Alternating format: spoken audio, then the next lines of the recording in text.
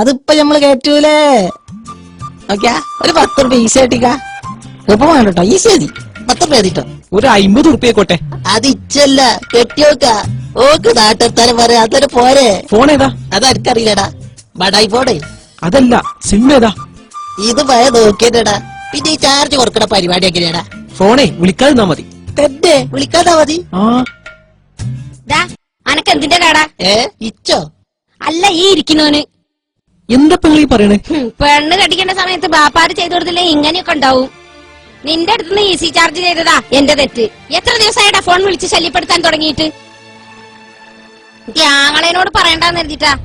പിന്നെ നീ പുറത്തിറങ്ങി നടക്കൂല, മനസ്സിലാക്കിക്കോ. ഇനി എങ്ങാനും വിളിക്ക്, കാട്ടിത്തരാ.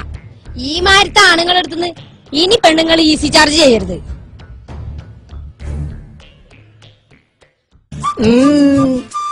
ഈസി വേണ്ട പോരെ, കൂപ്പ മതിട്ടോ. എന്നാലേ 50 കൂപ്പണുള്ളൂ. മതി, ഇതായത് കാട്ടിയാ.